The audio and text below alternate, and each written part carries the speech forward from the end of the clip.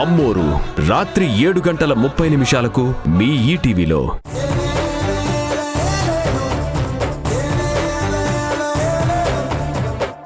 మా మేడం గారు సాంప్రదాయని గారిని కాస్త త్వరగా తీసుకురమ్మని కారు పంపించారు. ఓహో ఐ సీ, అలాగా. అవునండి. అన్నట్టు మీరెవరండి? నేను సాంప్రదాయని కన్న మదర్ని. కన్నమతరా? ఓ కన్న తెల్లా. నమస్కారం అత్తయ్య గారు. నమస్కారం అత్తగారు అన్నాను. అత్తగారా? How dare you! అయ్యో క్షమించండి, అపార్థం చేసుకోకండి. నాకు భాషాభిమానం ఎక్కువ. ఆంటీ అంటే ఇంగ్లీష్ కదా, అందుకే తెలుగులో అత్తగారు అన్నాను. అయితే పిన్ని అని పిలు. వద్దులేండి, ఆంటీ బెటర్. అబ్బే, బటర్ మా ఇంట్లో లేదండి. ఏమండి, పనిలోకి చెవులు వినపడేవాడిని పెట్టుకోవచ్చు కదా, ఇందాక నుంచి చంపేస్తున్నాడు. అప్పట్లో కట్నం తీసుకోకుండా ఈ పనోడే దొరికాడు మరి. ఓ సారీ. మీ ఆయన? ఆ సారీ అంకుల్, పనోడని అపార్థం చేసుకున్నాను. నువ్వేమైనా కొనుక్కో, నాకేంటి, దానికి నా పర్మిషన్ ఎందుకులే. మాట్లాడు. ఏమండి, సంపుని పిలిస్తే? సంపేంటి సంపు? అంటే ఆఫీస్లో పొడవు పేరు పిలవడానికి లేట్ అవుతుందని కుదించనన్నమాట. త్వరగా పిలవండి, ఆఫీస్కి లేట్ అవుతుంది. సాంప్రదాయని, సాంప్రదాయని.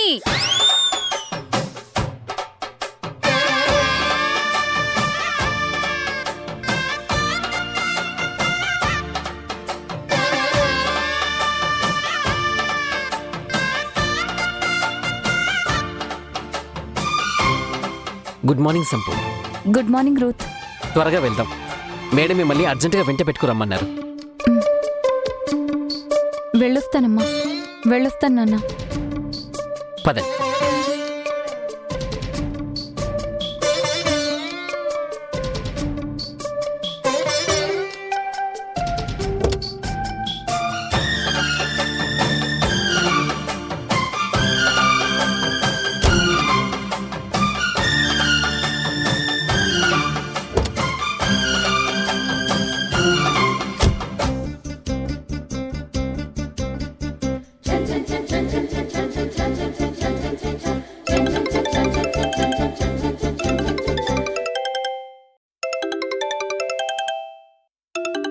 అమ్మా,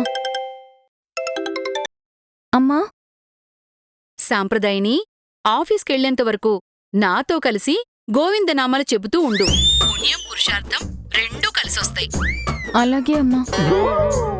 శ్రీనివాస గోవింద, శ్రీనివాస గోవింద, శ్రీ వెంకటేశ గోవింద, శ్రీ వెంకటేశ గోవింద, భక్తవత్సల గోవింద, భాగవత ప్రియ గోవింద, భక్తవత్సల గోవింద, భాగవత ప్రియ గోవింద, గోవింద హరి గోవింద, గోవింద హరి గోవింద, గోకులనందన గోవింద, గోకులనందన గోవింద, నిత్య నిర్మల గోవింద, నీలమేఘ శ్యామ గోవింద, నిత్య నిర్మల గోవింద, నీలమేఘ శ్యామ, పురాణ పురుష గోవింద, పురాణ పురుష గోవింద, పుండరీకాక్ష గోవింద, పుండరీకాక్ష గోవింద, గోవింద హరి గోవింద, గోవింద హరి గోవింద, గోకులనందన గోవింద, గోకులనందన గోవింద, నా పని గోవింద, నా ప్లాను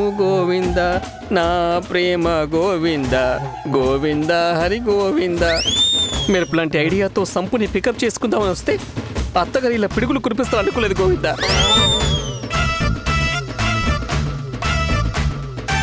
గోవింద, నాకు ఈ అమ్మాయితో పెళ్ళి ఏంటి చూడు గోవింద అంటే ఇలా చేస్తావేంటి గోవింద?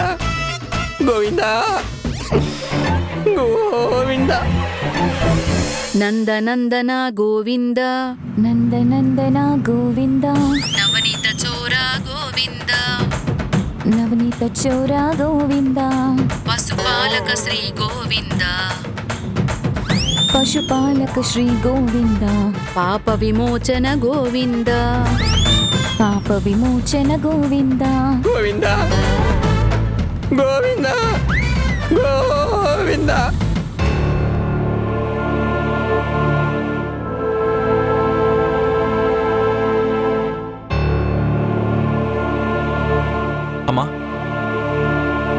మేము ఆఫీస్కి వెళ్ళొస్తాం, నువ్వు రెస్ట్ తీసుకో.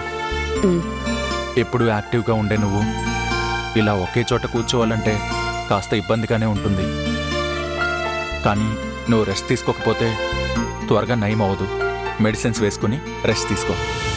రెస్ట్ తీసుకోవాలని నాకు ఉంది. హాస్పిటల్కి వెళ్ళొచ్చిన దగ్గర నుంచి కొంచెం అనీజీగానే ఉంది. కానీ నాకు ఇంటి బాధ్యతలు అవి ఉన్నాయి కదా. అమ్మమ్మ ఉంది కదమ్మా, తను చూసుకుంటుందిలే. మీ అమ్మమ్మ ఏం చూసుకుంటుందిరా? ఆవిడకి ఏం తెలుసని. మధు, నాకు చిన్న హెల్ప్ చేస్తావా? చెప్పండి అత్తయ్య. నువ్వు కొన్నాళ్ళు ఆఫీస్కి సెలవు పెట్టి ఇంటిని ఇంటి బాధ్యతని చూసుకుంటావా?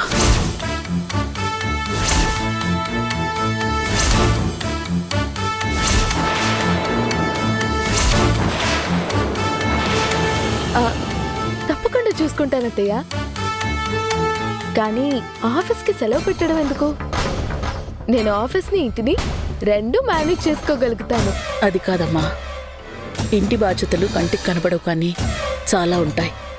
పైగా ఆఫీస్ విషయాలు చూసుకోవడానికి ఎవరో ఒకరు ఉంటారు. ఇంటిని చూసుకోవడానికి నువ్వు తప్ప ఎవరున్నారు చెప్పు? తను మేనేజ్ చేస్తానంటోంది కదా దేవకి, చేయని. సరే, మీరు ఒక నెల పాటు ఇంటి బాధ్యతలు ఏమేమి ఉన్నాయో వాటిని ఎలా చూసుకోవాలి ఏంటి అని ఉండి చూడండి. అది ఎంత కష్టమో మీకే తెలుస్తుంది. ఆఫీస్ మేనేజ్ చేయడం వేరు, ఇంటిని మేనేజ్ చేయడం వేరు. మధు కూడా ఇంటి కోడలుగా బాధ్యతలు తెలిసి రావాలి.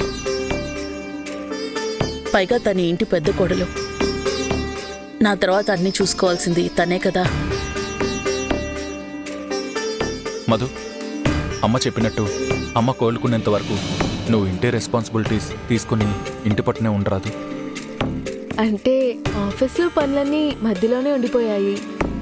ఆఫీస్ని ఇంటిని రెండూ చూసుకుందాం అనేదే నా ఆలోచన. అలా కాదు మధు.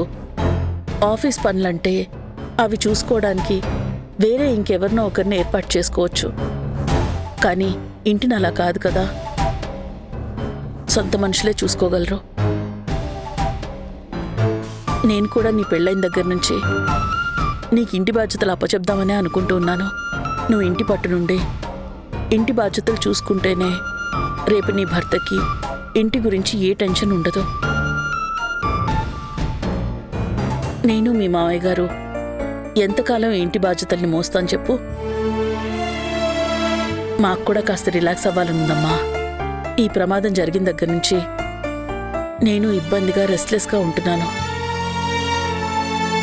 నువ్వు నాతో పాటు ఇంట్లో ఉండు మధు, ప్లీజ్. అలాగే అత్తయ్య.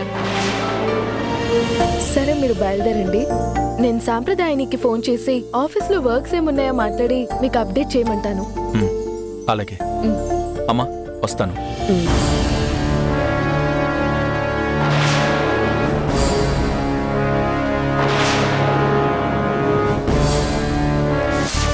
ఇందు అక్క పాపమమ్మా. నాన్న ఎందుకు అక్కని ఇన్నాళ్ళైనా క్షమించకుండా అన్నాడు? తన పెళ్ళైపోయింది, ఇంక చేయగలిగిందేముంది? అక్కని క్షమించేస్తే తను సంతోషంగా తన కాపురం ఏదో చేసుకుంటుంది కదా.